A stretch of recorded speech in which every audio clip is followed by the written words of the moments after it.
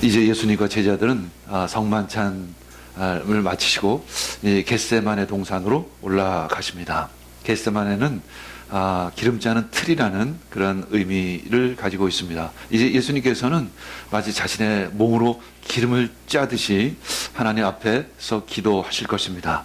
이제 그곳은 감람산 기슭으로 올리브 나무로 둘러싸여 있는 아주 한적한, 기도하기에 아주 적합한 그런 장소였었습니다.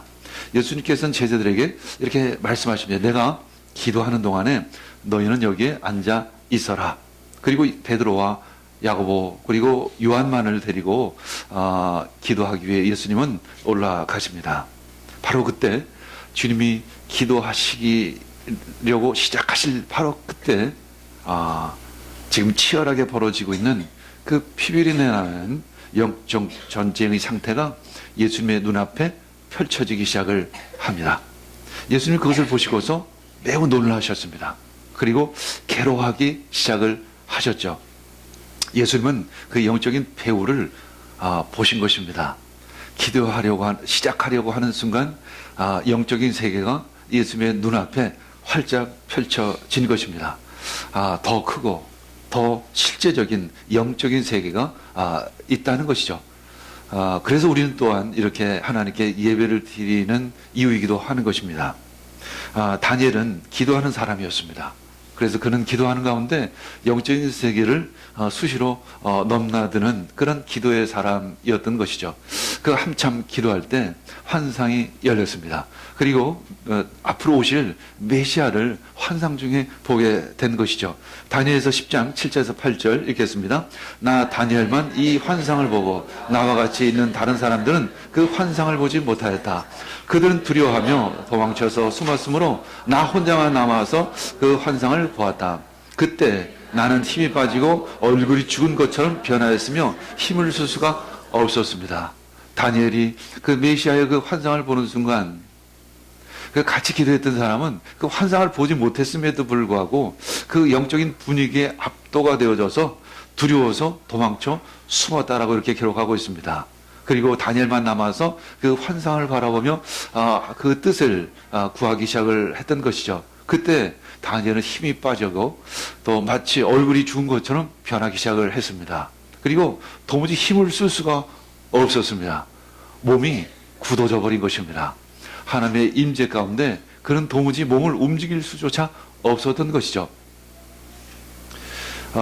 주님이 지금 겟세마네에서 기도를 드리는 순간 영안이 열리신 것입니다. 그리고 그 죽음과 저주의 세계가 눈앞에 펼쳐지기 시작을 한 것입니다. 그 영원한 죽음 속에서 온 그 사단의 손길에 대한 어떤 거부감, 그 거부감은 놀라움과 괴로움으로 표현되어질 수밖에 없었습니다. 사실 그것은 두려움은 아니었습니다. 역겨움이고 더러움, 추함, 아주 저주, 고통, 지옥불에서나 느낄 수 있는 그러한 것들이었습니다.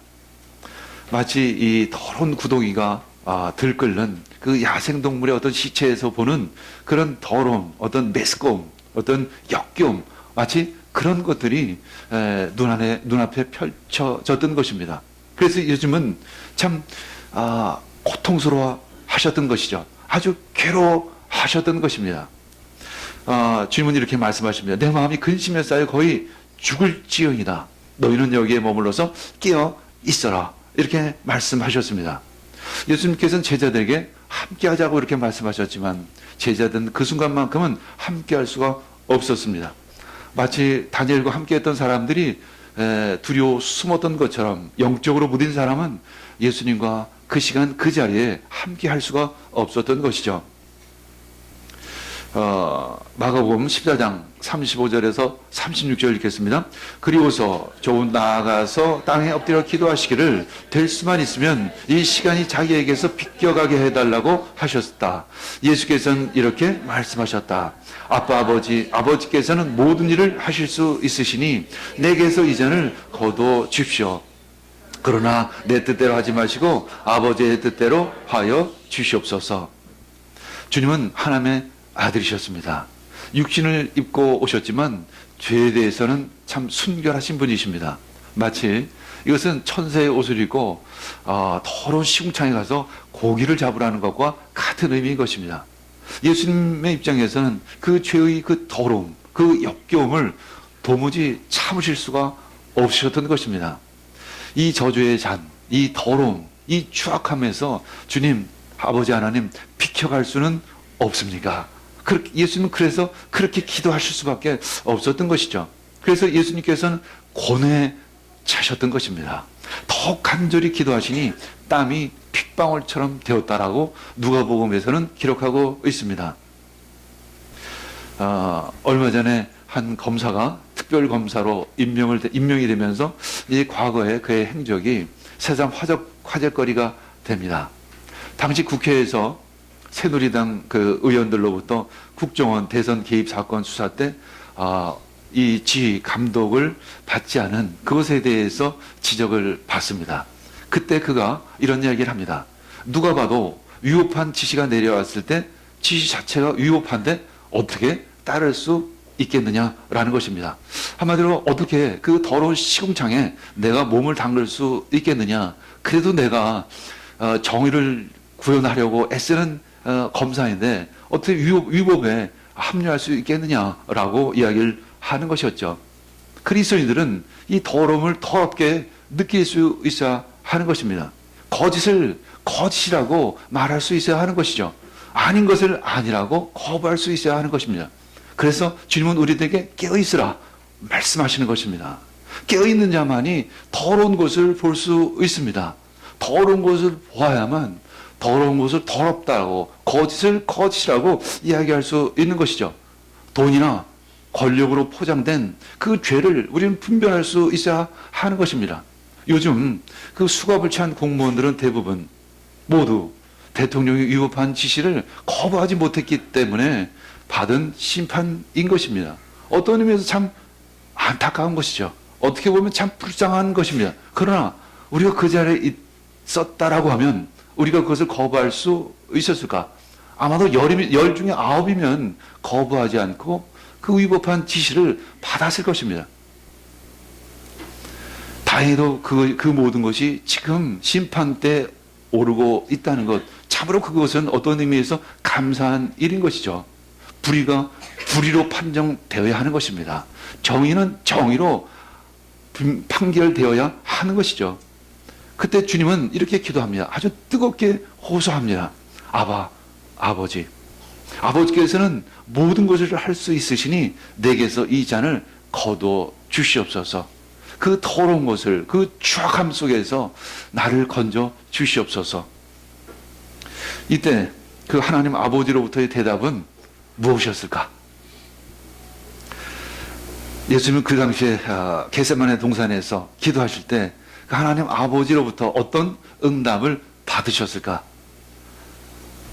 제가 영적인 상상을 동원해서 추측할 때 하나님 아버지는 침묵하셨을 것입니다.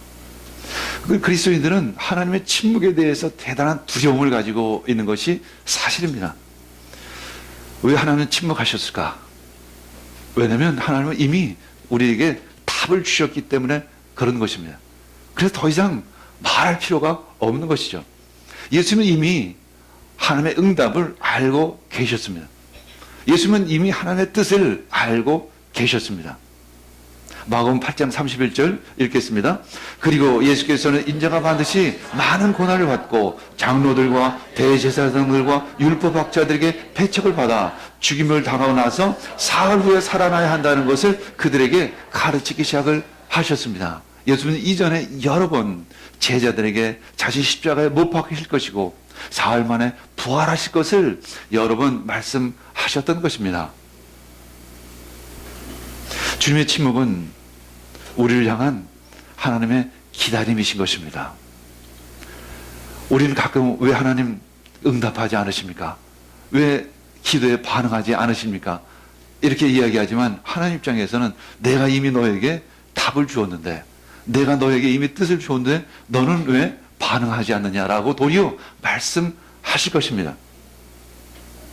이제는 내가 어떤 선택을 할 것인가, 그것만이 남은 것입니다. 엔도 슈사코의 침묵, 침묵이라는 그 소설이 있습니다. 이제 마틴 스콜세지 감독에 의해서 영화화됐고 이제 얼마 지나지 않으면 우리나라에도 방영이 되지 않을까 싶습니다. 그 내용은 17세기에 일본 선교사로 건너간 로드리고라는 신부, 그는 이제 수많은 신자들이 핍박과 죽음을 당하는 것을 보면서 이제 하나님의 침묵에 대해서 아주 갈등하고 어떤 하나님에 대해서 어떤 괴리감을 느끼기 시작을 합니다. 그는 이렇게 하나님께 질문합니다. 왜 당신은 언제나 침묵을 하고 계십니까? 우리가 당신을 위해 만든 마을까지도 당신은 왜 불타도록 내버려 두십니까? 사람들이 내쫓길 때에도 당신은 그들에게 용기를 주시지 않고 이 어둠처럼 왜 그저 침묵만 지키고 계셨습니까? 왜? 그 왜라는 그 이유만이라도 좀 가르쳐 주십시오. 신부는 그렇게 기도를 드렸으나 바다는 여전히 냉랭했고 어둠은 완강하게 침묵만 계속 지키고 있었다. 이렇게 소설은 기록하고 있습니다. 그러나 하나님의 침묵이 항상 하나님의 부재를 의미하는 것은 아닙니다.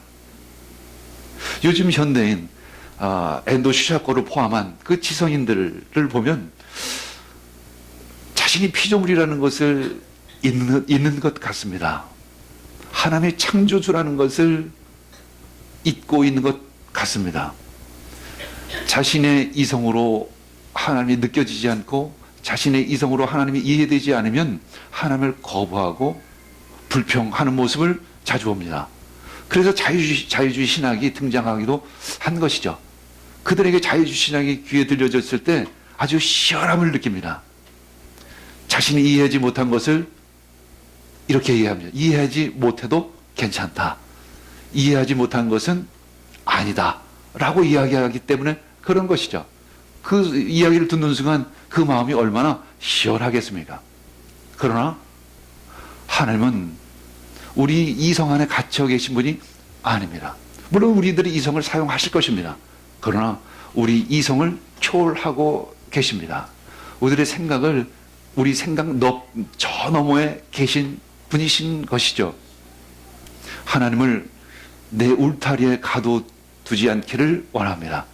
여러분들 하나님과 여러분을 한 사람 한 사람 비교해 보시길 바랍니다. 물론 하나님은 여러분들 사랑하십니다. 하나님은 여러분들 귀하게 여기십니다.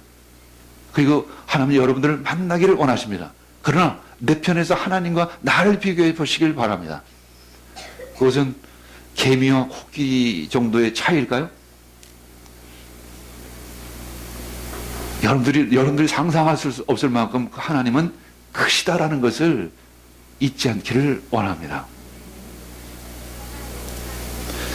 하나님은 언제나 나의 기도나 나의 상황에 응답할 책임이 없습니다. 여러분들 사장에게 왜 내 말을 듣지 않으십니까? 이렇게 얘기한다면 그 다음날 사표를 내셔야 할 것입니다. 그런데 하나님은 이미 다 우리들에게 말씀하셨습니다. 하나님은 이미 다 우리들에게 응답하셨습니다. 단지 우리들이 그 말씀을, 그 하나님의 뜻을 외면하고 있을 뿐인 것이죠. 예수님께서 그 겟세마네 기도 가운데 받은 응답은 도대체 무엇이었을까? 그것은 바로 그러나입니다. 나의 원대로 마옵시고 아버지의 원대로 하옵소서. 이제 아담의 그 불순종으로 인한 저주를 예수님의 순종을 통해 이제 인류를 구원하시기 시작을 하시는 것입니다. 결국 그 주님은 그 겟세마네 동산을 부활의 동산으로 회복시켜 주실 것입니다. 마가복음 14장 37절에서 38절 읽겠습니다. 그런 다음에 돌아와서 보시니 제자들은 자고 있었다. 그래서 베드로에게 말씀하셨다. 시몬아, 자고 있느냐? 1시간도 깨어 있을 수 없느냐? 너희는 유혹에 빠지지 않도록 깨어서 기도하라. 마음은 원하지만 육신이 약하구나. 지금 배후에서는 그 영적 전쟁이 한창 벌어지고 있는 상황에서조차 그 제자들은 잠을 이기지 못하고 있었던 것입니다. 왜냐하면 그들은 그 전쟁이 벌어지고 있는 곳조차 지금 감지하고 있지를 못하고 있기 때문에 그런 것이죠. 그래서 우리는 기도해야 하는 것입니다. 그래서 우리는 깨어 있어야 하는 것이죠. 세상의 유혹에 대해서 이길 수 있는 유일한 방법은 바로 깨어서 기도하는 것입니다. 그래야만 우리는 나의 생각으로 반응하는 것이 아니라 하나님의 말씀으로 반응할 수 있는 그런 힘이, 그런 능력이 생기는 것입니다. 현대인들을 보면 참 민감한 것을 느낍니다. 그러나 민감한 그 방향이 잘못된 것이죠. 요즘 국회의원들의 그 눈치 감각을 보면 참 따를 자가 없는 것 같습니다. 그들의 안테나를 보면 어찌 그렇게 수시로 바뀌는지, 그들은 국민의 눈치를 보는 것이 아니라 한마디로 표를 보고 있는 것이죠. 진리에 대한 감각은 둔하고 권력에 대한 감각은 참 그렇게 얼마나 그만큼